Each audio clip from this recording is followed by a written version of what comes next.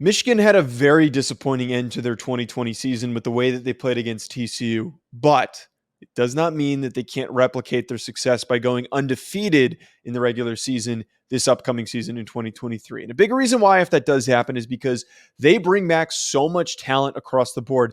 Most of their big name players decided not to go to the NFL draft despite having the opportunity to, and came back mostly because of some NIL incentives.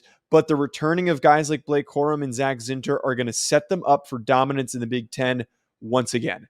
The main thing, though, that I am focused on, separate from them having a very strong portal class that they pulled in to bolster the rest of the roster, I am very focused on what happens with JJ McCarthy.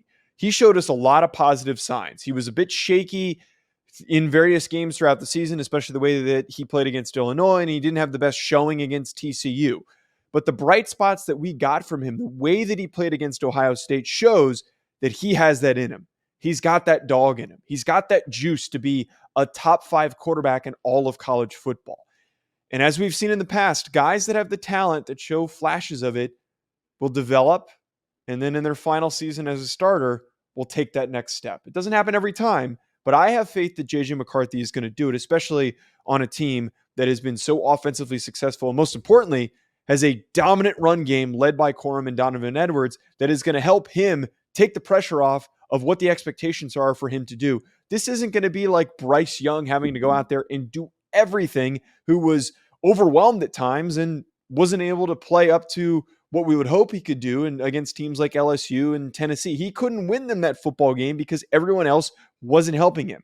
JJ McCarthy does not need that. He's got a great offensive line. He's got a great defense. He's got 2 fantastic running backs that are going to only help him succeed. With that being said, let's look at their 2023 schedule.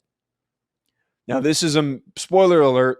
There's going to be a lot of wins that I'm picking here. East Carolina is how they start off the season. Winnable G5 team, winnable opponent, easy first win, 1-0. UNLV, again, same deal here. 2-0 at the start of the season. Bowling Green, they are the kings at starting off their season with the softest non-conference schedule. They did it last year. They're doing it again.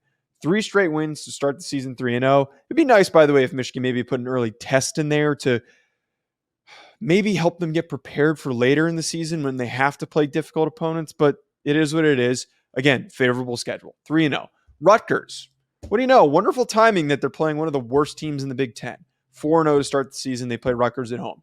At Nebraska, I know that things are going to be different under Matt Rule, but it's going to take a couple of years. This is not going to be the year that they maybe pull off an upset against Michigan. 5-0. At Minnesota, I like PJ Fleck. I like what he's done, but still, I'm not going to sit here and be a dumbass and pick Minnesota to beat Michigan. 6-0. They come back home. They play Indiana. Indiana has been a struggling team over the past couple of years. 7-0. Michigan easily wins that one. At Michigan State. This one I had a little bit of an internal debate on because you're traveling to Michigan State. There's a little bit of bad blood between these two teams, but I just think the current state of what Michigan State is dealing with guys dipping after spring practices, with Keon Coleman and Peyton Thorne dipping, I don't have a lot of faith that things are going to be figured out this period of summer training camp, that they're going to be competitive enough to beat Michigan. Way, way, way better roster for Michigan to win that football game. That then puts them at 8-0. Purdue, so then they then face next. Purdue was scary over the past couple of years. They were. And Ryan Walters takes over. He's going to have a really dominant defensive team that is going to be just a very physical unit, but I don't think it's going to be immediately right off the bat that they are able to put up a fight against Michigan.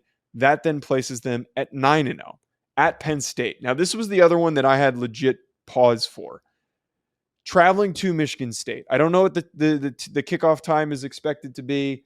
It says it's a noon kickoff on their schedule, which sucks. That doesn't really help Penn State, because if this was a night game, I think that the environment might have been even crazier than it's already going to be. Nonetheless, still going to be a hard game. I think that even though that Penn State is going to be a really hard team to beat this upcoming season, I can't put faith in a young quarterback in Drew Allar, who hasn't started a game in his first season, that he's going to pull out this win. So give me 10-0 for Michigan after that game. At Maryland, this has proven to be a little bit of a trap game for some teams, because Talia Tagovailoa sometimes decides to show up and play well. That is not going to be the case here.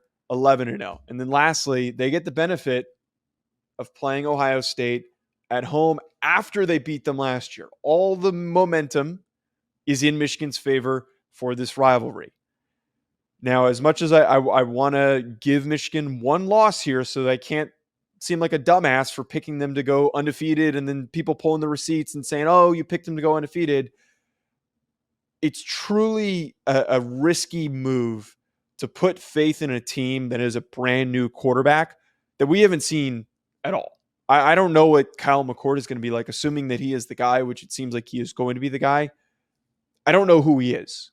He could go out there. He could be CJ Stroud. He could go out there and he could stink and he could have a lot of problems. And this could be not as competitive of a matchup as we hope it could be. It's probably not going to happen.